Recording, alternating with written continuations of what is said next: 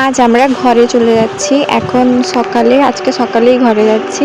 তো এই 9টা মতন বাজে আর আমরা বেরিয়ে চলে এসেছি। এই যে আমাদের গ্রামের রাস্তা দিয়েও যাচ্ছি। এরপর লাইনে উঠবো, তারপর সেখান থেকে এসে গ্যারেজে গেছিলো ও, আর তারপর বাড়ি এসেছি। অনেকক্ষণ হয়ে গেল।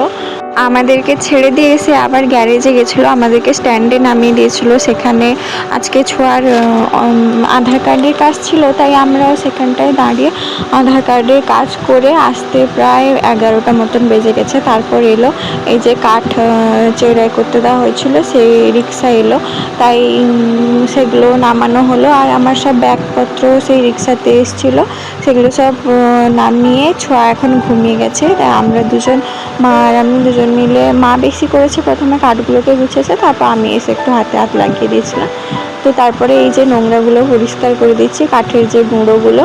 আর মা গেছে গরুকে কুঁড়া খাওয়াবে বলে কুঁড়া বইতে, তো এটা পরিষ্কার করে দিয়ে তারপরে আমি যাব স্নান করতে। স্নান করে এসে কাপড়গুলো শুকিয়ে তারপরে খাওয়া দাওয়া করেছি। আর তারপরে এই যে উঠে পড়েছে মাম্মাম, তো তারপর তাকে নিয়ে অনেকক্ষণ খেলা করছিলাম। আর এখন এই যে 4টা মতন বাজে আর এসছি এখানে কাপড় তুলবো বলে।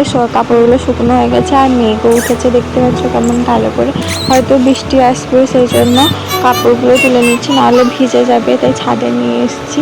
আর আমাদের ঘরের দরজাগুলোও সব খোলা হয়ে আছে, খোলা পড়ে আছে, তাই বিকেলের দিকে যে কোথাও ছোঁয়াকে নিয়ে একটু ঘুরতে যাব সে উপায়ও নেই, ঘরেই আছি আমরা দুজন। আর এই যে এখানেও খেলা করছে। টাটা করো, মা দাও, মা।